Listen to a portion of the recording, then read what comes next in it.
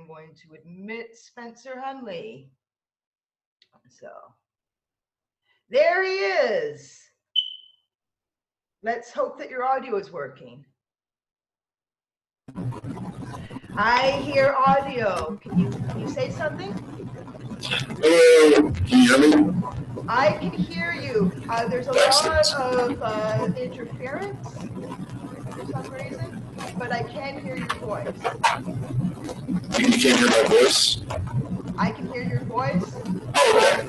It sounds like you're on a Nokia cell phone from the late 90s while underwater. Okay, let me see if I can't change. Oh, that's one. How about now? Oh, that's way better. I'm gonna double check in Twitch and YouTube. Can everyone hear Spencer properly?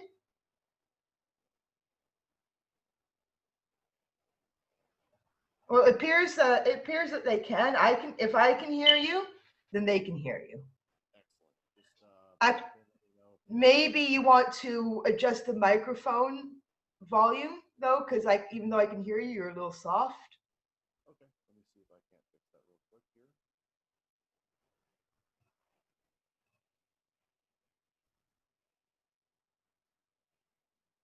And Spencer, by the way, deserves mad props because he was helping me test having more than one Zoom stream during a live event.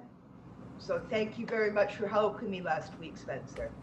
You're definitely welcome. How's it now? Is it much easier to hear? Your audio is excellent right now. Wonderful, wonderful. So I want you to proceed with your presentation. All right, I can definitely do that. So as you heard before, my name is Spencer Hunley. My pronouns are he, him, and I'm an autistic professional based in Kansas City, Missouri. I'm the former chapter leader of ASAN Kansas City, as well as a former interim president and board member of the Autism Society of the Heartland. Right now, my current advocacy efforts are focused on developing the Greater Kansas City Autism Coalition, which is dedicated to improving communication and collaboration between the autism and autistic communities. So outside of that, I'm also a very strong proponent of free and open source assistive and accessible technology, specifically talking about such topics including people with disabilities in the Linux community, how accessible and assistive technology would benefit more from Linux and open source contributions, and how disabled individuals can be an asset for Linux and open source projects. So just a little bit also about myself. I enjoy throwing, or as it may be known as yo-yoing, in my spare time, playing various board and video games. Right now, No Man's Sky has my complete attention. And I also assist in production of a podcast called Neurologic, which you can find at neurologic.libsyn, that's libsyn.com. My outline for today's talk is going to be just 3 main points. I'm going to discuss what CryptoParty is, overview of 3 that I've run personally, and also how to run your own CryptoParty while being inclusive, as well as some of the lessons that I learned. So I'm going to try to keep it kind of crunched so that way if there's any questions or anything, I can answer those, but try to at least give an overview of what this is, and hopefully you enjoy. So starting off, what is a CryptoParty? A CryptoParty is part of a decentralized movement with events happening all over the world with the goal to pass on knowledge about protecting yourself in the digital space. This can include encrypted communication, preventing being tracked while browsing the web, and just general security advice regarding computers and smartphones. A lot of the following info that I'm going to be presenting comes from the CryptoParty site, which is cryptoparty.in, as in new. Where you can find tons of resources, tools, and other things to not only be able to run your own, but even maybe attend a crypto party in your area. I first found out about crypto parties when I attended a local Linux conference in the state next door called Kansas Linux Fest. And when I found out about it while I was running ASAN KC, I thought this would be a great opportunity to not only spread information about free and open source software and hardware, but also encourage disabled folks to actually put some time into this and really care about it. Individual disabilities are particularly vulnerable to online threats and often face a steeper learning curve when it comes to security and privacy online. This knowledge and understanding is even more critical for disabled folks, as the devices they may be using are not only important for their lives, but may possibly be essential augmented and alternative communication, or AAC. It might also be a navigation and even a facilitation device. Smartphones being used in this multi-purpose fashion has been a reality for at least the past decade, possibly even longer. And as assistive technology devices that are kind of niche retain their very high prices, and other software like apps and on that line that are AAC and accessible can be used on cheaper and easier to obtain smartphones. So using a smartphone to communicate, to navigate, to basically be an accommodation has become much more prevalent over the past decade. So when you rely on that smartphone, not just for typical communications such as email, making phone calls and texting, but also use it to learn about the area you're in and to be also to communicate on a verbal basis, that makes it so much more critical because a lot of what you do and who you are relies on that one device. In some cases, running the crypto parties was a way to try and begin to change the way disabled folks use their devices and establish more control and autonomy, and that they didn't have to just accept whatever was available. For a lot of AAC devices that are very niche focused, such as they have one purpose, such as you may have text to speech or speech to text, etc., you basically get whatever is afforded by the state if you're on disability or other type of welfare, which to me is very unacceptable because the prices of these devices and the rudimentary functionality is just obscene. We're talking $1,200 for a simple device that has a keyboard and an LCD screen where you type out sentences. And it doesn't save them, you just type and it speaks it. That's insane. It's way overpriced. So as I said, smartphones are becoming the new thing for this, and it's good for lowering prices, but also opens up a vector of privacy and security concerns. Before I go any further, I want to make it clear that my experience and the way I ran crypto parties is not the only way to do it. There are many, many other ways to put together and run a crypto party, and I am heavily in favor of being flexible and adapting to your audience. As I said before, CryptoParty.in has excellent guides and resources, and that will assist you in running your own crypto party. So let me move on to overview of what I've done when I've run for 3 crypto parties. I first started putting these together as part of Autism Acceptance Month, which is April for those who may not be aware. And I presented as a workshop for our local autistic self-advocacy chapter here in Kansas City, so ASNKC. Excuse me, sorry, I had to burp there. I tried to keep the time down to about 3 hours. That seems like a long time. However, I made sure to add in breaks and workshop times. Basically, pauses in the presentation to have attendees try out the software and applications that I just discussed, allowing for some specific one-on-one attention for anyone having difficulty, which is really important. I would do, typically the schedule would go 35 minutes per topic and then 10 to 15 minutes workshop time following. The workshop portion I consider to be very important. While you can tell people what they need to do, they may not know how to do it. So building that in is extremely important because there's a very big disconnect between, well, I know I need to do it, but I don't know how. Considering the diversity of devices and specifications, some programs may not always work as described on someone's device.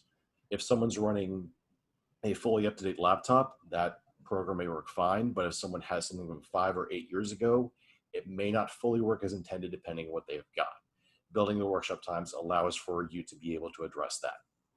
For attendees, I also set up a pirate box using a Raspberry Pi and an operating system from piratebox.cc so that my attendees could download various files, such as my outline, instructions, and even some software, in addition to hosting a private attendee-only chat and sharing space. So basically it was disconnected from the internet, but it was kind of an intranet, so to speak, So they could chat with each other while the presentation is going on.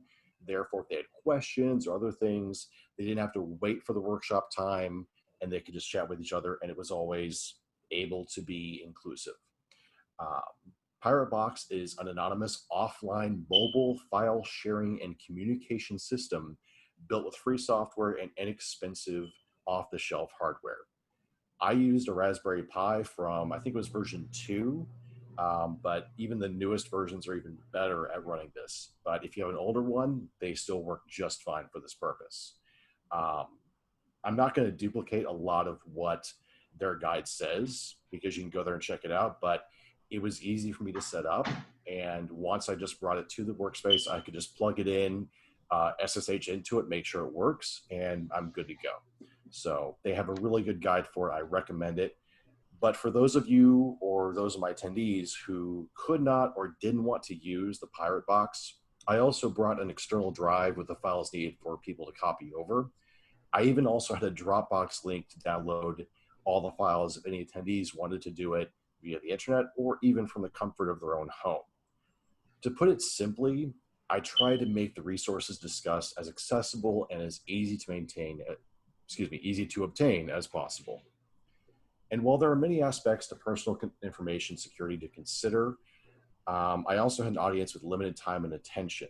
And a lot of what I was going to discuss was going to be very new to them. So I limited my talk to just a handful of programs, focusing on what was easier to implement and what would actually be used by them. So this included the following: ProtonMail, which is an open source end-to-end encrypted email service founded in 2013 and based in Switzerland. It uses client-side encryption as well. It's a really wonderful, wonderful email service. The Tails operating system. Tails stands for the Amnesiac Incognito Live System. It's a Linux-based operating system, and it's nice to use. I like it a lot. Also, various browser extensions include a couple from the Electronic Frontier Foundation, such as Privacy Badger and HTTPS Everywhere. Signal Private Messenger, which is a free and open source app that employs end-to-end encryption, allowing users to send end-to-end encrypted group, text, picture, and video messages, and have encrypted phone conversations between other Signal users. Password managers such as LastPass and KeePassX. And finally, VeraCrypt disk encryption. A major caveat I always made to attendees was to never assume what you're doing with your device is secure. Yes, the proceeding can mitigate a lot of risk, but never 100% of it. There are factors outside of your control that should be considered, such as the network you're using, the hardware you're using, et cetera, et cetera. So going on to the next section, how to kind of run your own while being inclusive with some lessons learned from what I encountered. People won't use or practice security or privacy programs or methods unless they understand how to use them in a convenient manner. This doesn't mean having someone doing it for them or making it as seamless as just pressing a button, but if the application or method is too intimidating, too daunting for someone, they're not going to use it. And then it's just, it's nice because they'll have it installed, but then they won't actually use it, which kind of defeats the purpose. Don't offer a false sense of security, but also don't scare people with all the things that could go wrong with security and privacy or the most recent threats. Some people do want to hear all of these things that could go wrong and are not scared, but they're fascinated. But you need to figure that out on kind of a person-by-person basis. Keeping a balance when talking about information security is important and goes a long way with an audience. Try to make your materials available for as many senses as possible.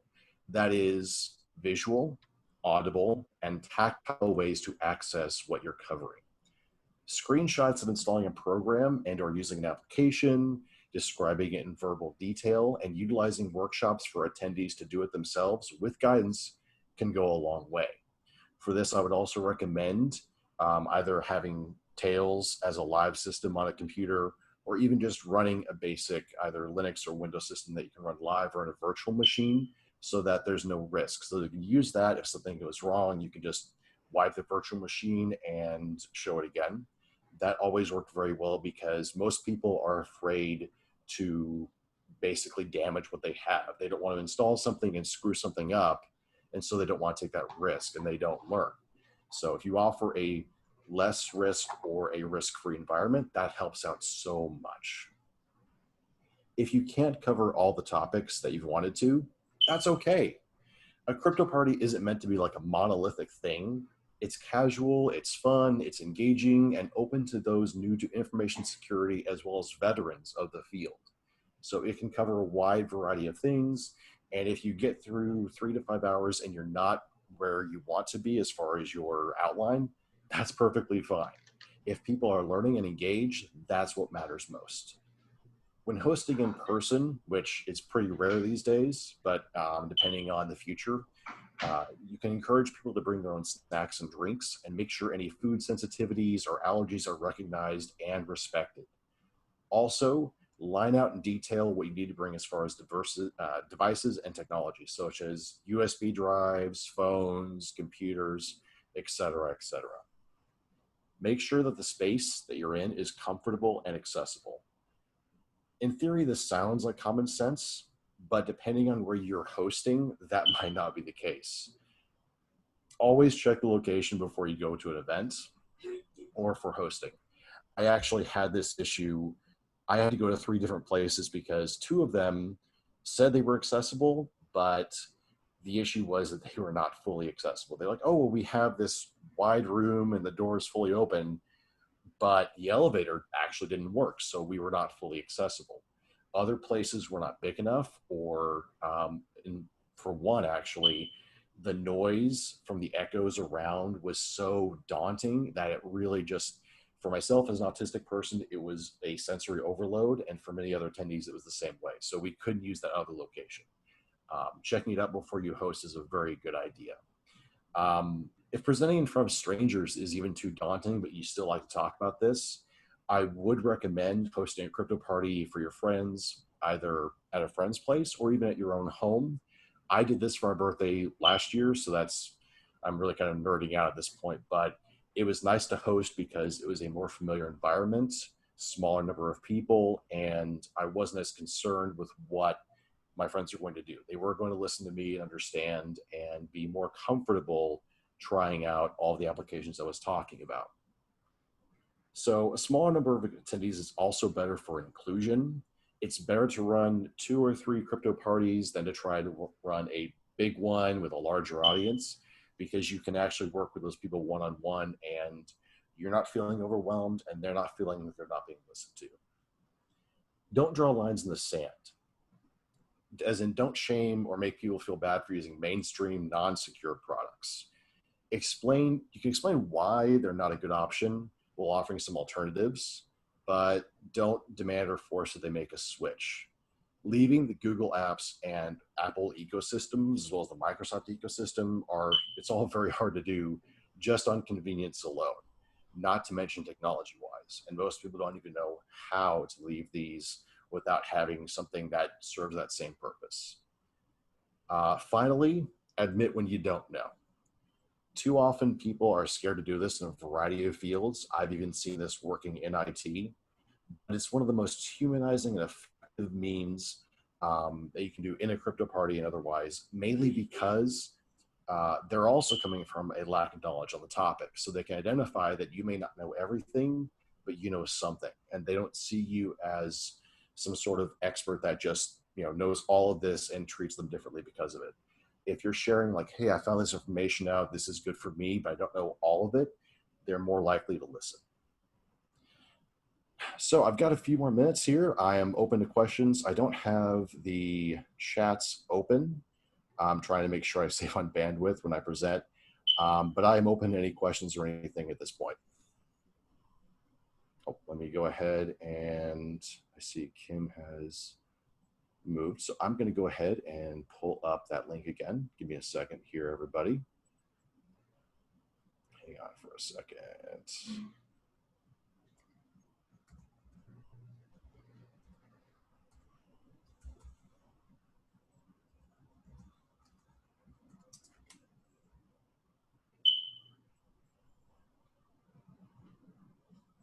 Just pulling it up right now. I'm going into it. So I'm pulling up the Twitch. I will also put up the YouTube. I just got to find that link where I put it.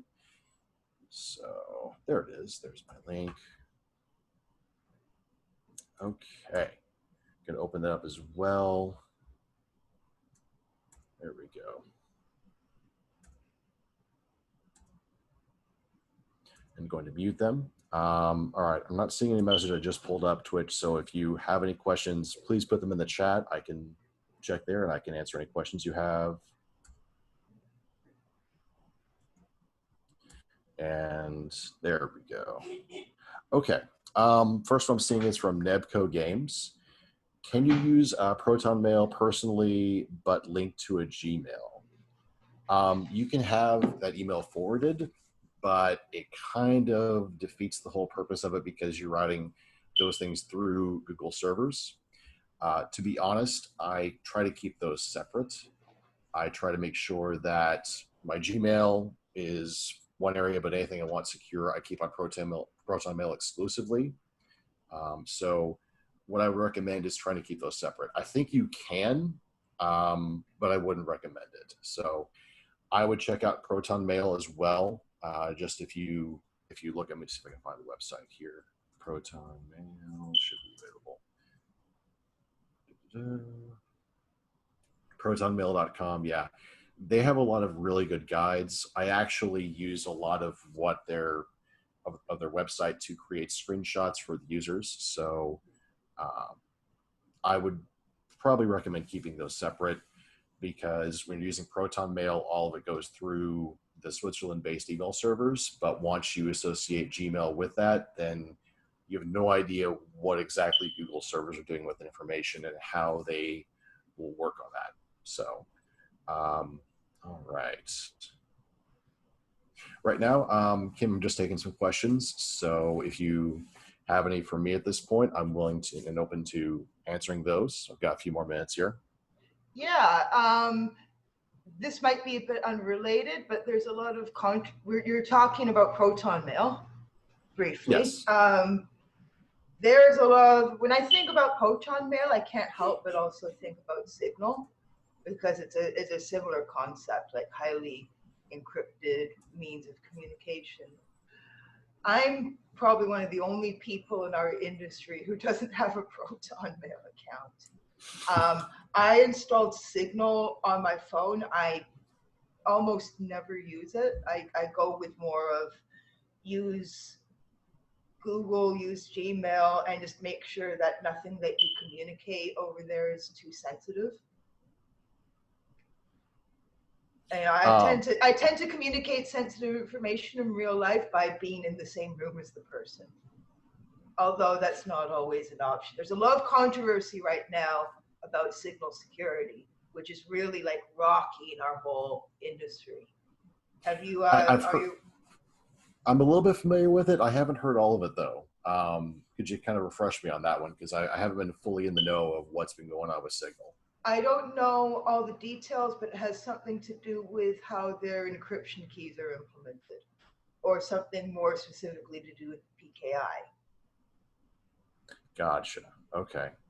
Yeah, that's kind of one of the other parts which was difficult in doing these crypto parties was that from one week to the next, or even a year to the next, things would change. So someone would attend and they would be using these things, and then we'd go back and I'd say, okay, well, there's been an issue and it's not as secure as I talked about. So that is one of the weaknesses, is that you'll be giving a presentation thinking, well, this is good, this is run well, and a myriad of things could happen. The application could even get bought out by a different company, and next thing you know, it doesn't have the level of security you thought it had. So that is a difficulty. And it's just something, unfortunately, you kind of have to live with. But if you explain to the attendees that for right now, this is what works, but always keep kind of an update of what's going on, check the website for the product. When you're doing any kind of updates, it's always good to see, kind of what's new, what's changed, what are the issues. That always helps. I have written about probably like thousands of cyber attacks over the years. And the vast majority of cyber attacks affecting encryption have not been cracking the cipher, but in weaknesses in the cryptographic implementation. Yeah, that is a big issue. Being able to describe what that is to people who are new to cryptography can be sometimes difficult. So what I always try to at least tell attendees is this helps mitigate some of the risk, but if you're genuinely worried, at least before this whole pandemic hit, I would recommend what you also would do, which is if it's something very, very sensitive, do it in person. You know, put your phone either in the fridge or the microwave and basically try to keep things away from your devices as possible when discussing sensitive topics. Unfortunately, and this is something I think really that the AAC community, the whole assistive technology community needs to get on board with, is moving towards free and open source, because there's so many devices that are just locked down, and they're nice devices. You know, you have maybe speaker boards or other devices that allow them to communicate, but you don't know how the internals work. You don't know what's with all the various coding and source and programming. And I actually had the chance to buy up a couple of these devices at a conference a couple of years ago, and you couldn't get into them. You couldn't get into the low-level BIOS. You couldn't put anything else on there. Everything was locked down, and I really just it's so frustrating because you have all these people, especially in where I live in my country, you have a lot of people on disability, on welfare, who rely on those devices to live, but they're bought through various programs of the state. So they choose what the state will afford. And so you don't really get to choose exactly what you get. And because of that fact, these companies have a very limited lifespan, and they kind of have a planned obsolescence for these devices, which is why a lot of people with disabilities have been going to smartphones, because these have less planned obsolescence. It's still there, but if you wanted to, you can take an Android smartphone, depending on the brand, you can flash a new operating system on there, and you can adapt to that. It's not easy, but at least it gives you the option. And we don't have a whole lot of options in the AAC space. So I would like to see that change. Unfortunately, I've even tried to talk to my own state's assistive technology government agency. I even brought up Linux. I said, look, you can take a laptop, you can put on things like Kmouth, which is a text-to-speech device. You can put on Orca, which is a screen reader. You can use Dasher, which is a keyboardless way to type, where you can even use an eye gaze system to type out, and sometimes even quicker than someone using a keyboard. And I was summarily dismissed. And this is because a lot of the AAC devices are on a contract basis, and those contracts may include provisions that other companies or devices cannot be used for the same thing. Two groups of overlapping in a Venn diagram, two groups of people that don't effing get listened to. Cybersecurity professionals and disabled people in general, including autistic people. Indeed. It's very frustrating, but I'm glad I was able to at least talk today about this, because there's not a whole lot of spaces to talk about otherwise. When you talk to people with disabilities, they sometimes don't even know how restrictive the devices are, because they're using them literally as their daily communication tool. And I see it not as an extension of the person, but as a part of who they are. And too often, like I said, in my own country, it's cost-based. So as an InfoSec professional, it's, well, we could have better security, but we don't want to really pay for that, so we'll just take a chance.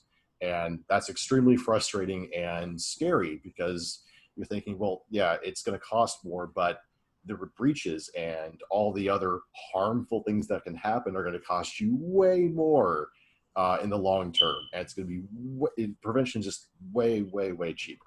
A lot of, I'm not naming names, I've never spent any time on Wall Street really, but my evil bio mom was a Bay Street executive. Bay Street is Canada's equivalent to Wall Street. And a lot of those corporate executives, the ones who are obsessed with the stock market and stuff, and next quarterly earnings, and they're really obsessed with next quarterly earnings, and they're all driven by Coke. They do like tons of Coke at their desk, and all they care about is how many more millions am I going to get in dividends this year? And they don't care about the long term and how everything's going to be so much more expensive a year down the road, because literally all they give a damn about is next quarter. It's truly, it's maddening because a lot of it, they focus on money, but they're not even wise about how they utilize that resource. The best budgeters I've ever known have been poor people. Yes. It's the opposite. So. It's not, oh, rich people are rich because they know how to spend their money, and those irresponsible. It's the opposite. Yes. And definitely when it comes to disability, there's a lot of people who make do with very, very little. Case in point, the straw ban that went through our country, at least, I had so many arguments with people that not only was it ineffective, but also you were harming people with disabilities who needed straws to be able to access food. And they would go, well, why not use a reusable straw? Well, there's reasons why you have to have disposable. We have the memes explaining why plastic disposable straws are the only safe option for a lot of people with physical disabilities that make it impossible for them to enjoy beverages without a straw. Yes. I'm really sorry to cut you short here, Spencer. I really enjoyed your talk. When I wasn't here, I was in my bathroom watching it on my phone. We have time